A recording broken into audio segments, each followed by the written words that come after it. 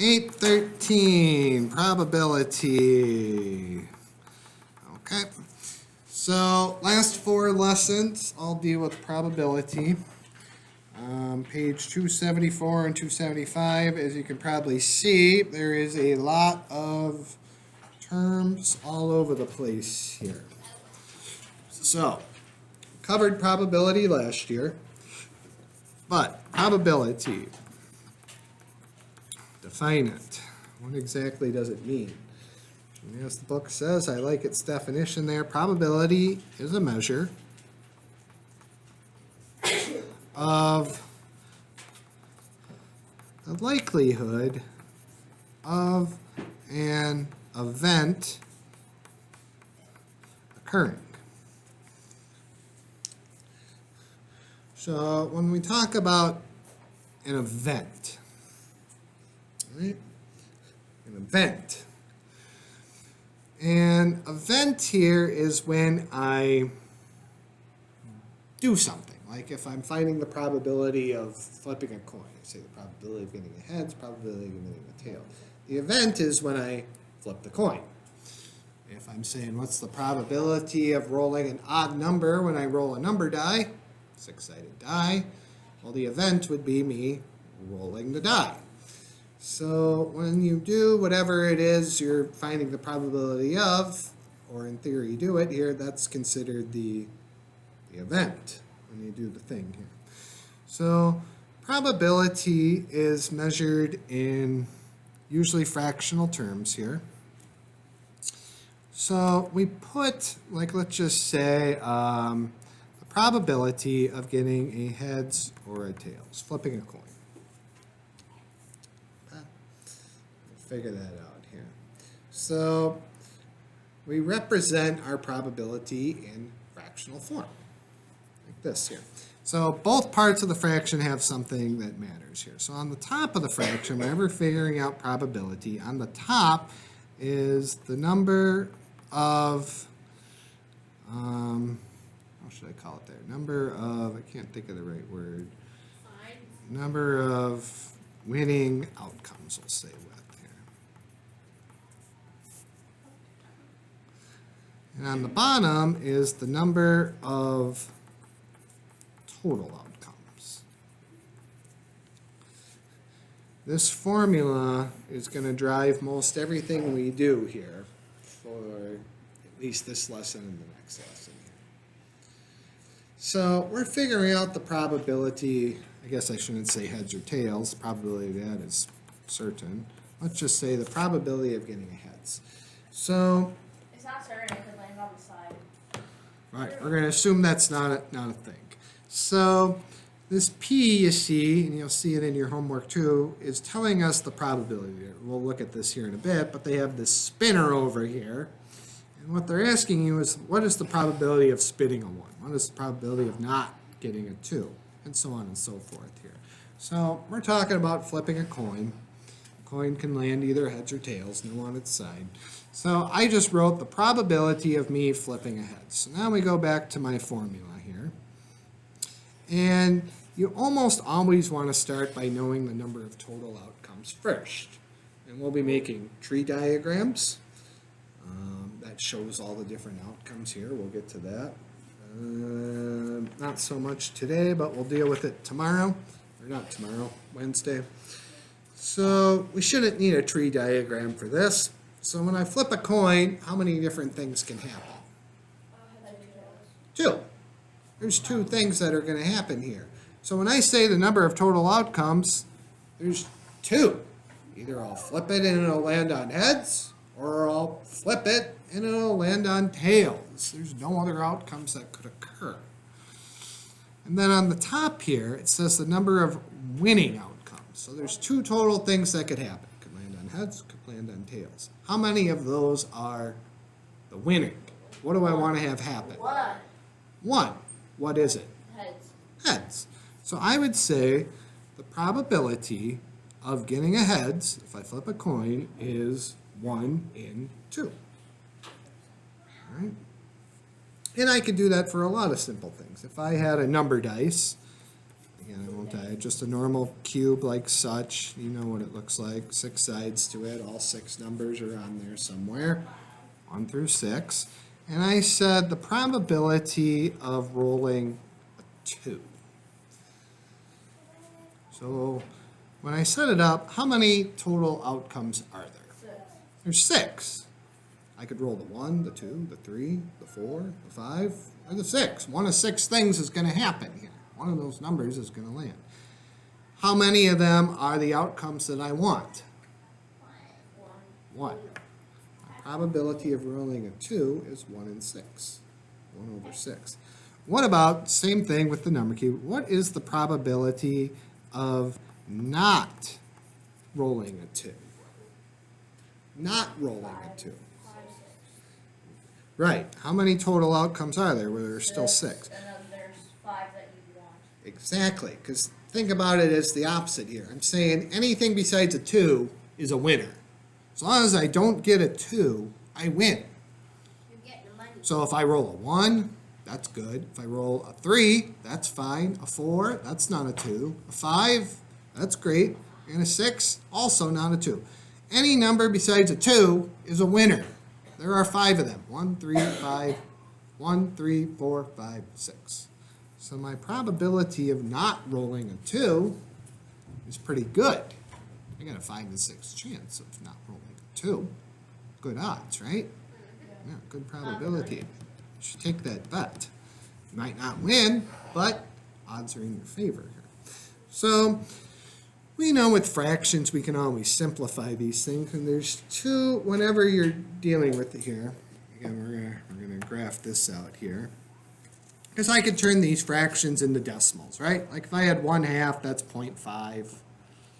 You can divide it 2 into 1 and work it all out here. So we're not going to get too deep into our decimals here, but what if I said, rolling this number dice here, and I said, what is the probability of me rolling a 7? 0, because there's no 7 on there, right? So when we have a probability of 0, where there's no chance I could win, we call that impossible. That is the word for probability. Right? Probability of 0 means the event is impossible. I'm fine represent. You don't have to write out impossible, but I mean, as long as you had 0, there's plenty of ways I'd accept this here. But officially, our term we use, if there's no chance of an event occurring, is it's impossible. Are There's there a any of those 0. homework? Huh? Are there any of those in the homework? What if I said the probability of rolling a number that was less than 7? 6 out of 6. 6 out of 6. Or if I simplified it, I get 1. Just like if I simplified this, I get 0. 6 out of 6 is 1, also known as 100%. And in that case, we call it certain. Certain. It's certain to happen. I have a probability of 1. That's 100%. So we'll cover percents next year, but I'll tell you right now, to turn any decimal into a percent, such as we know 1 over 2, heads or tails, right? Sometimes we say 50-50. 50-50. And if I turned it into a decimal, I'd get 0.5. And to turn any decimal into a percent, all you do is you move the decimal 2 spots to the right. So 0.5 is a decimal, 1, 2, 50%. So 50-50 is very much indeed accurate there. 50-50 is the same thing as 0.5. 0.5 is the same as 1/2. If you can simplify them, do you simplify them? Yes, you always simplify. With probability, always, always, always. Always. Right. Just like if I said, back to the number dice here, if I said, what is the probability of me getting a 2 or a 4? 1/3. Right, but first, again, still 6 total outcomes. How many of them are winners? 2. So I'd have a 2 in 6 chance, but yeah, we would simplify that then, because 2, 6 could be simplified to the probability of getting a 2 or a 4 is 1 in 3. It is 2 in 6, yeah, but then like any fraction, we always simplify. Always simplify. So this would be our final answer then for So that you're one always here. simplify it, right? Mm-hmm. Okay. Right. Now, we're going to talk about some different types of probability. We're going to talk about this theoretical probability. And we're going to contrast that with another type here before we're done today. So theoretical probability is, again, what we have been figuring out here.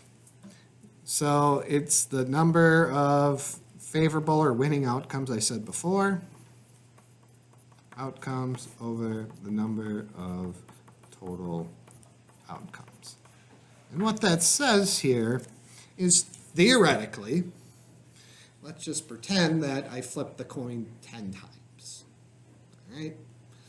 And theoretically, I would get, every time I flip it, I would get a heads or a tail. So if I did it 10 times, theoretically, I would have 5 heads, 5 tails. If I did it 100 times, I get heads 50 times, tails 50 times. Theoretically, right?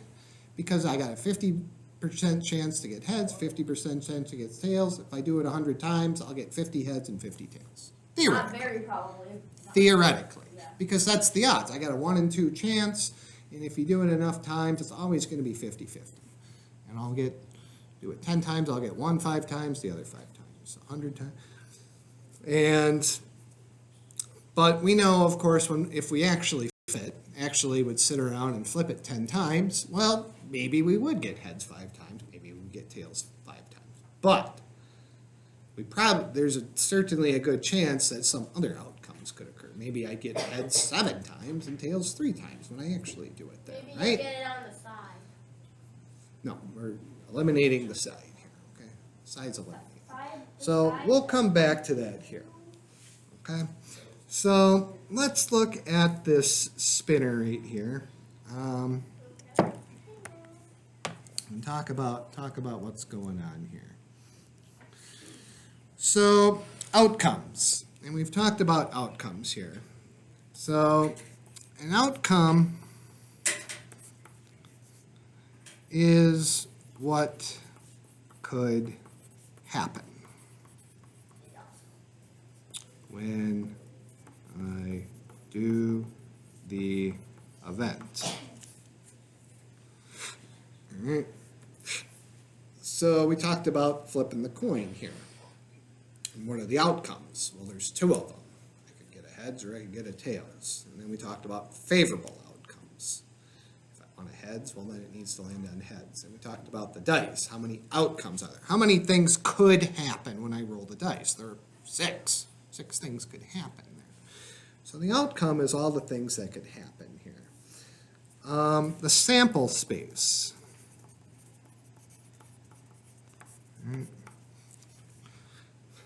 The sample space is a list of all the possible outcomes.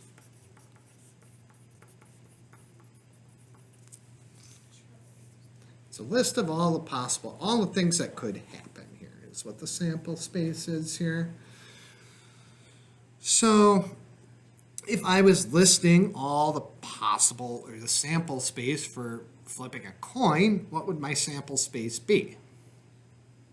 Anybody? Heads or tails. Right, I just write heads or tails. Or I could write heads or tails, or I could write heads or tails. If I was rolling the dice, what would my sample space be for that? 1, 2, 3, 4, 5, or 6. So it's just me listing all the things that could happen, all the possible outcomes that are out there. So we can look at our book here. I'll let you finish jotting. Can I see the theoretical again? Hmm? Can I see the theoretical outcome?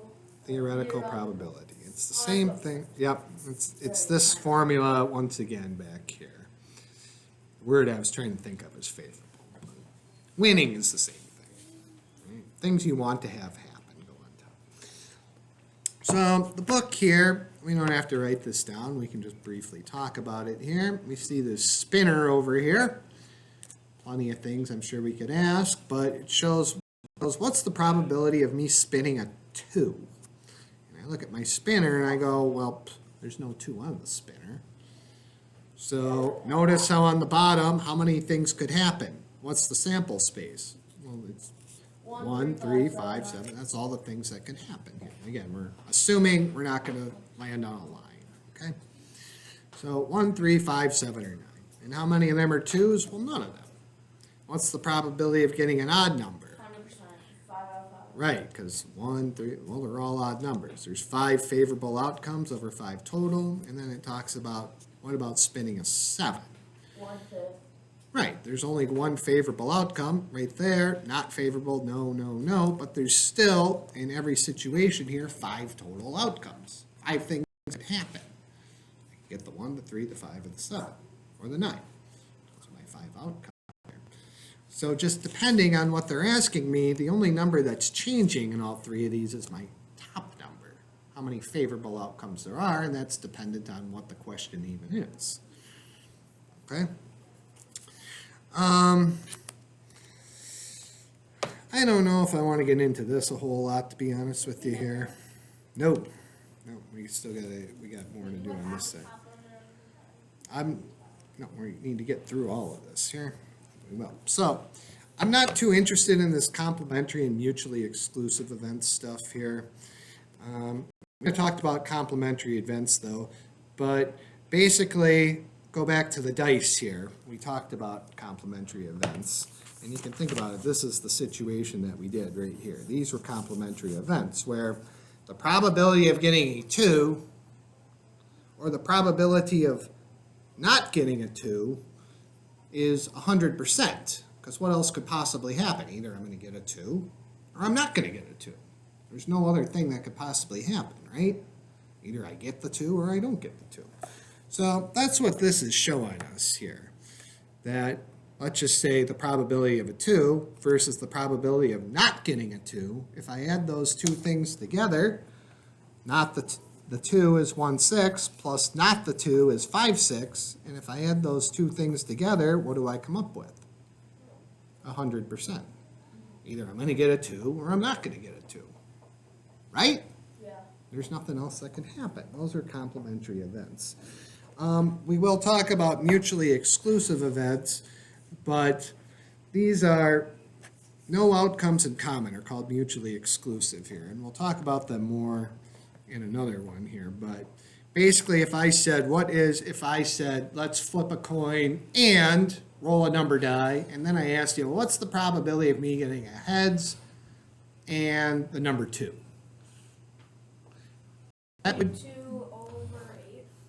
we'll talk about that more tomorrow here, but again, those events have nothing in common with each other, right? What happens with the coin flip has nothing to do with what's going to happen when I roll the dice, right? So it'd be 2 separate. It would be 1/12 actually, but so again, we'll cover that another time here. So I'm not real interested in this telling me, are they mutually exclusive? I don't care about that. Same thing in the homework here. If not, tell why. I'm not interested in this question. What I do want you to do here is same thing in the homework. Find the probability of these events. So in your homework here, I don't have my book in front of me. Does it say find this mutually exclusive? I'm sure it does. Don't do that. Don't care. Okay? I don't care. What I do want you to do is find the probability of each event. So here's our spinner that we're looking at. I'll give you all one here. I'm just going to roll down the board here. So, Colin, Bracket number 1. question 1. What is the probability of me spinning 1? 1 over 8. 1 over 8. Exactly. So the first thing I'd want to do is count how many spaces there are. 1, 2, 3, 4, 5, 6, 7. Now I know how many total outcomes there are. There are 8. And then figure out how many are winners. Only 1. So that's my winner. Number 2, Faith. What is the probability of me not getting a 2?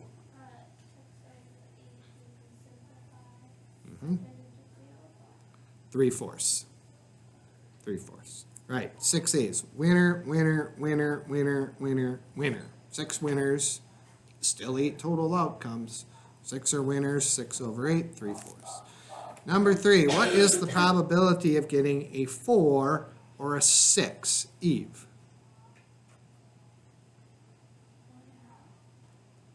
Nope, how many winners are there?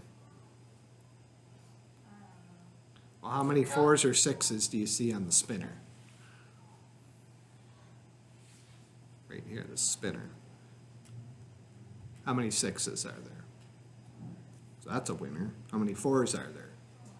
So I got 1 6, 1 4, both are winners, so how many winners do I got? 2. The 6 is a winner and the 4 is a winner. As long as I get a 4 or a 6, I win. That's what I want to have happen. That's my favorable outcome. I got 2 favorable outcomes. How many total outcomes are there?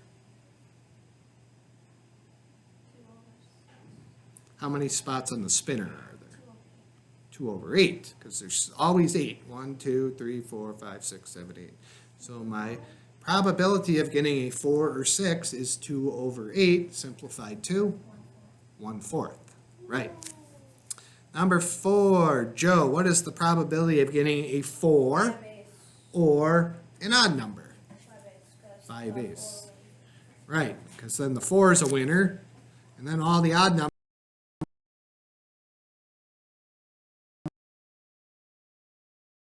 are up, another 3, another winner, and loser. So there's 5 winning spots. 4, the 5, the 1, the 3, or the other 3. 5 winners, 8 total outcomes. What is the probability of getting less than a 7, Annabelle? Certain. 8 over 8, all of them are winners. Every single number is less than 7. That is certain. What is the probability of getting a value greater than 6, Sam? 1, or, no, 0. 0.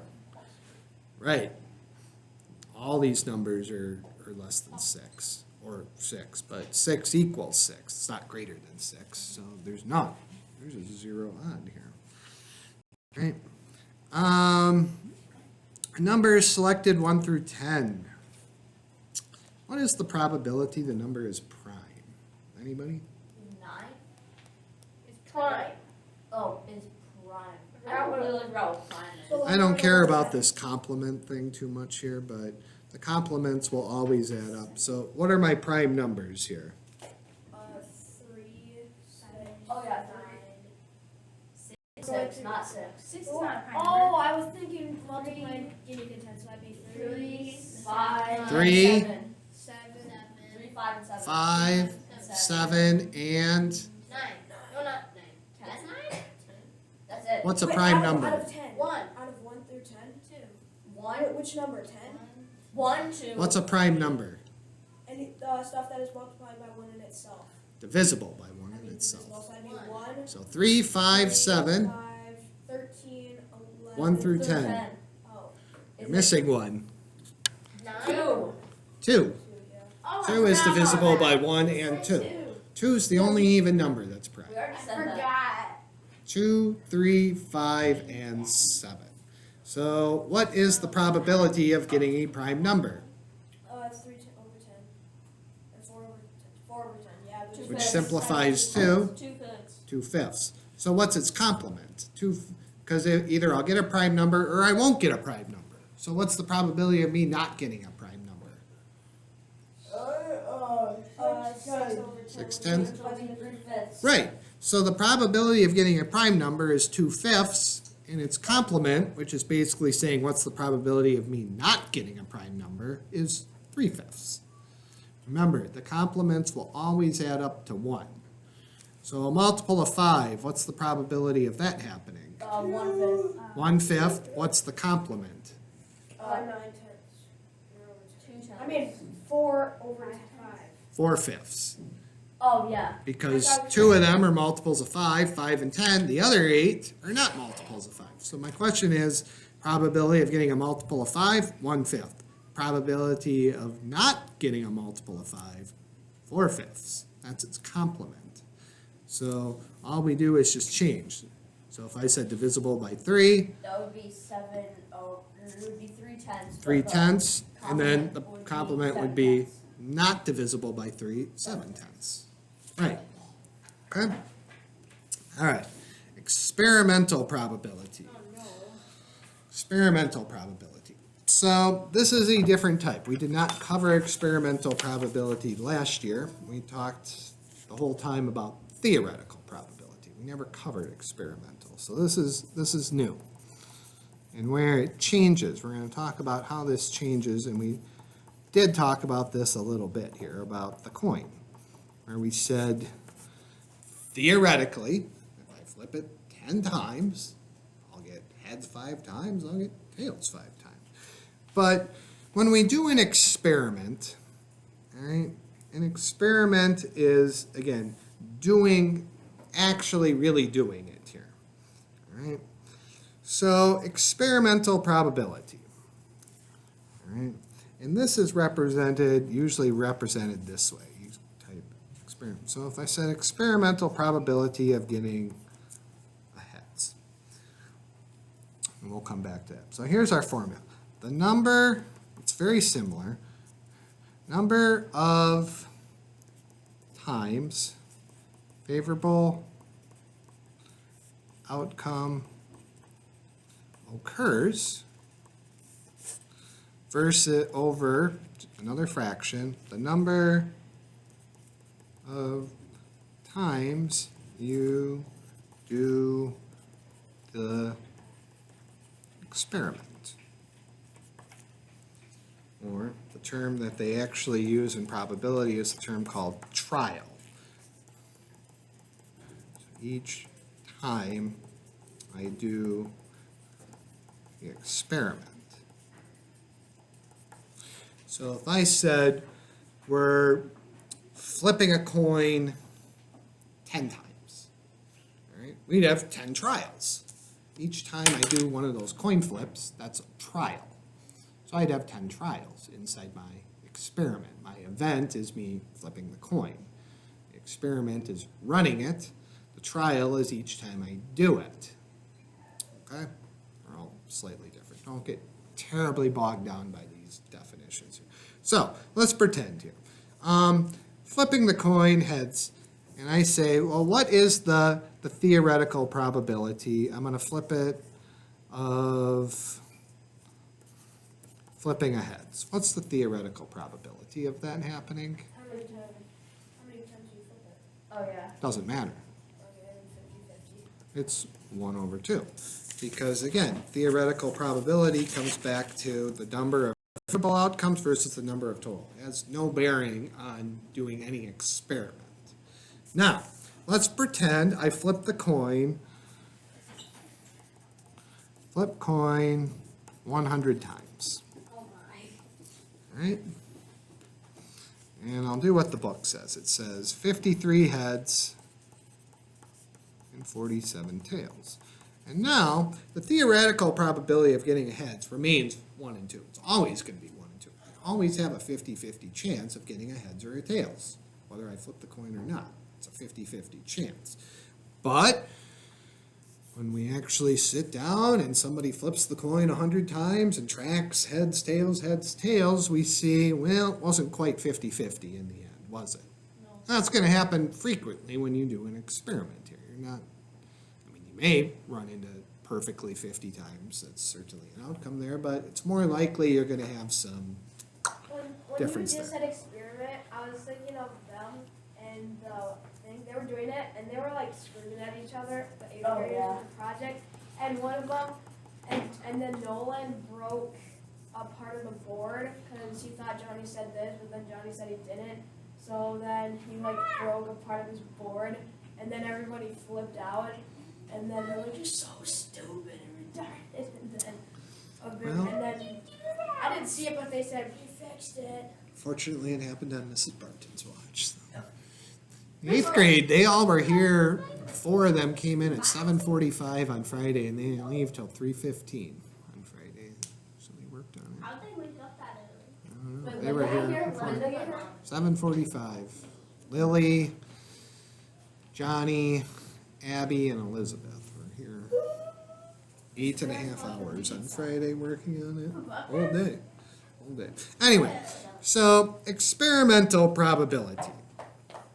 Okay, so now here's my test that I've run. I've run it 100 times. My question is, what is the experimental probability of flipping a heads? So we go back to the formula. Here it is. So on the bottom, the number of times I did the experiment. How many times did I flip the coin? 100. So that's on the bottom. Now, in my experiment, how many times did I flip heads? 53. My experiment, and I would simplify if I could, but I can't. That's as simple as it gets. But my experimental probability is 53 over 100. And you can see the same thing. If I said, what's the experimental probability of getting a tails? Well, we flip tails 47 times. 47 over 100. They turn them into decimals for us right there. How nice of them. But we can think the complementary events, the probability of getting a heads plus the probability of getting a tails equals what? One of those two things is going to happen. So let's look at the last questions here. All right, theoretical probability. So number 13, it says we're rolling, looks like, what do we got here? Rolling a 1 through 6, so normal number cube one more time. Off it goes. And it wants two things. It says the theoretical probability, the experimental probability. So you guys try number 13. I want to know both. I want to know the theoretical probability of rolling a 1, and I want to know the experimental probability of rolling a 1. Which one's easier to find out? Theoretical. What's the theoretical probability of rolling a 1? 1 in 6. Right. It's a 1 in 6. Now, they ran the experiment here. 12 times. So how many times did they run the experiment? How many trials did they do? 12.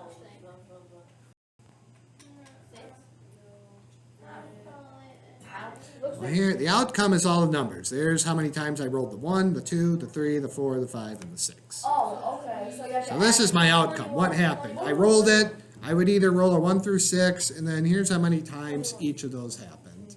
So how many times did they run the experiment? 50. 21, right? What do you guys think? 50. Oop. 22 plus 12, 24. Oh, wait, never mind, I did that wrong. And then that's 34. Oh, 42. Nope. 60. 60. Right. 10, 12 and 8 is 20. 20 plus 10 is 30. 22 and 8 is 30. 30 plus 30. If I add up 8 plus 11 plus 10 plus 11 plus 8 plus 12. So my experimental probability is going to be over 60. It's going to be over 60. And now, how many times did I roll the 1? 8. 8. So can that be simplified? You betcha. What does that simplify to? 4 30ths, and that can be simplified to 2 15ths.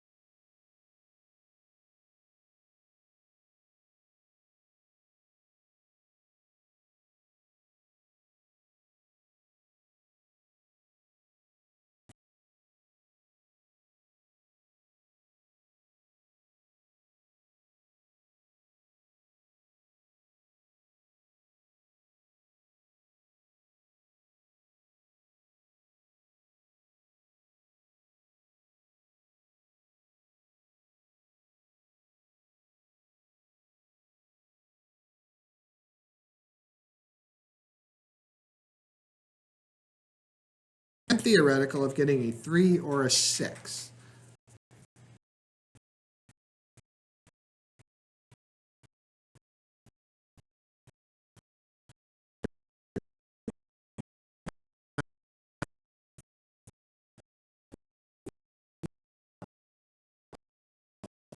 6, which simplifies to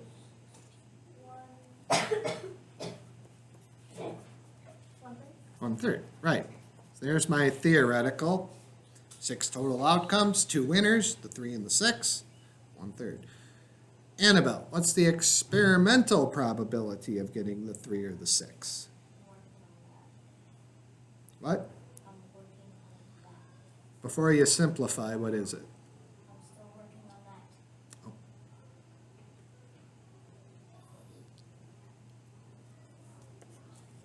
I think you sound like a Minecraft. I've heard from you guys. Want to hear from everybody? You haven't heard from me. What? 11 over 30.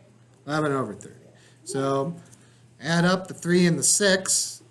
Those are my winners, 10 and 12. So I have 22 favorable outcomes when I did it. There's still 60 times. That's how many times I flipped it around. And then I would simplify that to the experimental probability of getting a 3 or a 6 is 11 over 30. And leaving it. Done, done, done. All right, there we go.